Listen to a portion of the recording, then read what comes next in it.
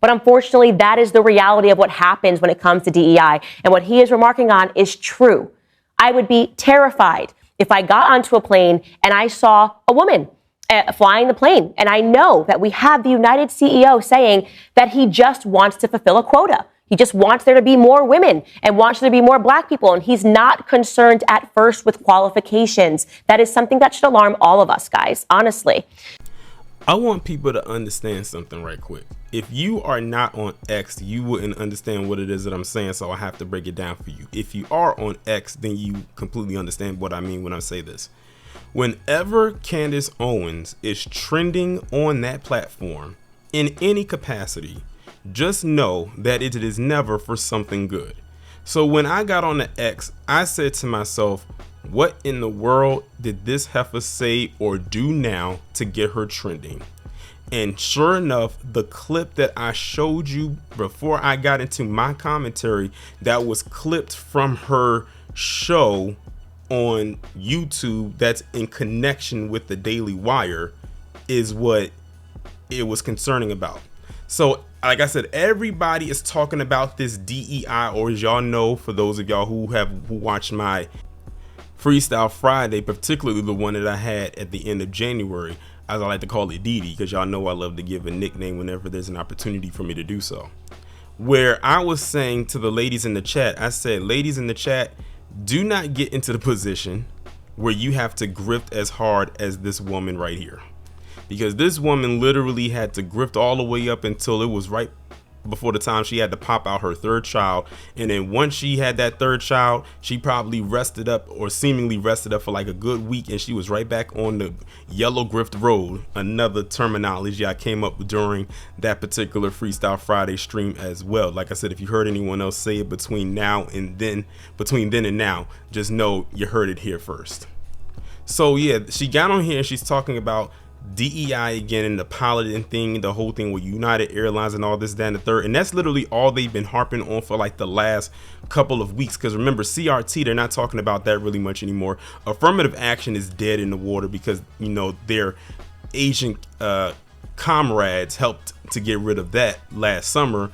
Now it's DEI. It seems like every second you look up, or every few seconds you look up, there's another 3-letter acronym that comes up that they don't like, that they trying to say, oh, is this, it's that, is this, and is that, when you can clearly look on where DEI is and it shows who benefits the most. But see, the thing is, they have to try to paint it that it's focused solely on black people. It seems like the minute or the second that they hear something is focused in about black people, then that's when they have to jump and they have to harp on it. I was listening to a stream by Thought Crimes, and shout out to them. If you haven't subscribed to them, please do. They do very excellent content, where basically they broke down something for me that I didn't even think of. They said the reason why a lot of them are so mad about this whole DEI situation, especially with this piloting thing, is when you think about how much pilots make a year, which I'm sure is in the 6 figures, they are upset because they do not want to see black people, especially those who are qualified, to be in these positions of making tons of money. They feel like we should only be in a particular box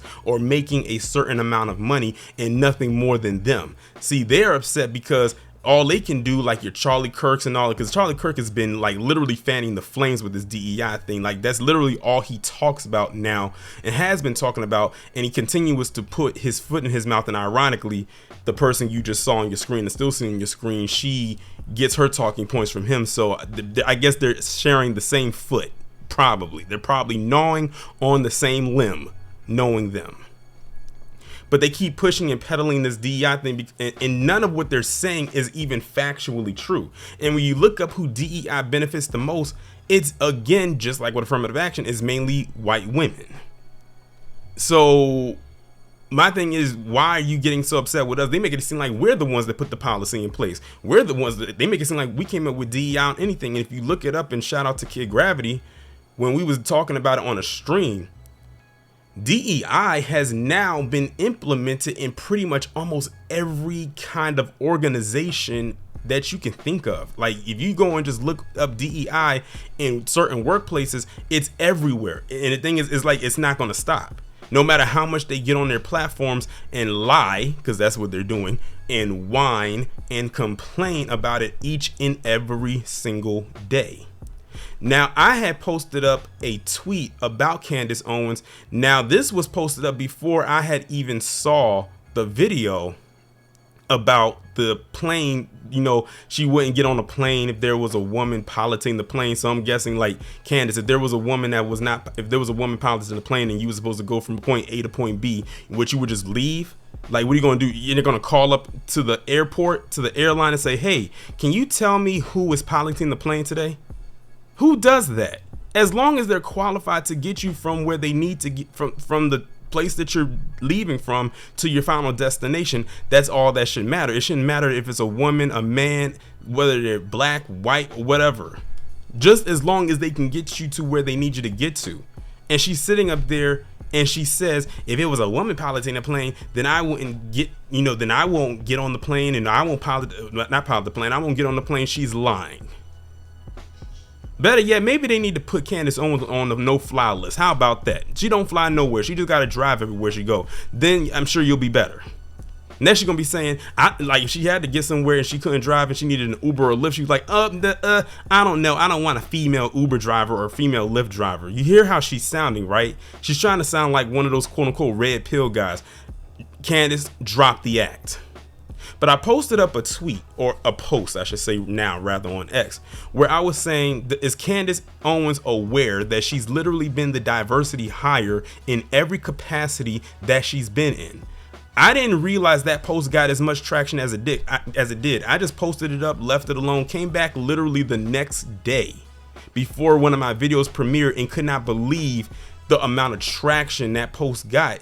And it was a lot of people in there agreeing. And of course, whenever you put something in there about Candace Owens, you're going to have some of her little stands come in there. But guess what ended up happening? Plot twist on them.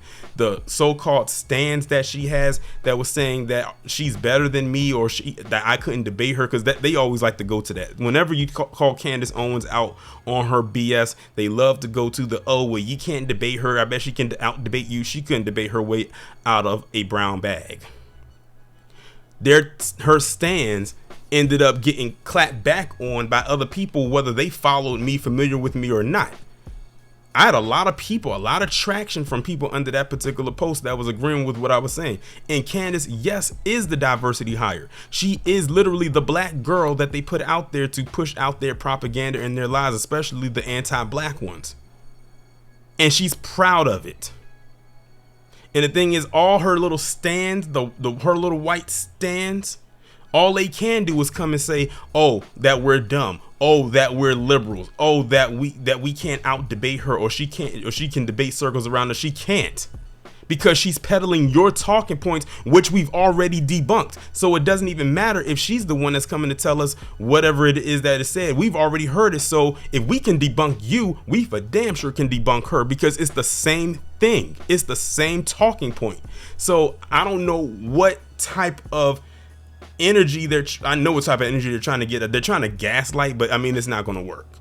Why would I waste my time debating someone like her? I would embarrass her. But then again, even if I did, they'll come back and say, oh, I was wrong, this and that, third. One of them even had the nerve to try to call me a racist, because I just said that, is she aware that she's a diversity hire? What? This is what we're dealing with, y'all. Remember what it goes back to that post about who was worse, the grifter or their supporters. If you just needed to see what I mean, I'll leave some screenshots in there and you'll see for yourself exactly what it is that I'm talking about. It's all laid out for there right there. None of the stuff that they say makes a lick of sense, but they need her to be the mouthpiece because they are scared to say what they want about us themselves. One thing I will give Charlie Kirk, if I don't give him anything else, and I damn sure won't, is that he's standing firm on his anti-blackness, even if he tries to dance around it and try to say that he's not, but he never really said that he wasn't. But those other ones, they be trying to hide behind their shields. Candace Owens is one of their main shields and has been for quite some time. But when she made this comment, when she said this right here, it was a lot of people that was disagreeing with her, even other white people. And mostly those are the ones that can't stand her. Even the ones that do like her say, you know, Candace, you know what? I like some of the stuff that you say, but you were wrong about this.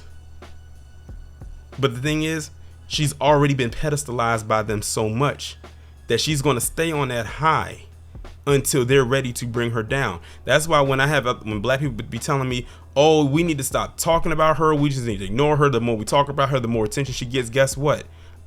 I could have gone a year and not talking about her, but guess what?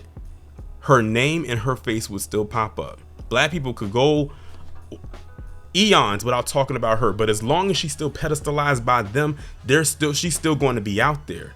We need her to be in a position of a Stacey Dash or a Paris Denard, where we don't see or hear from them anymore.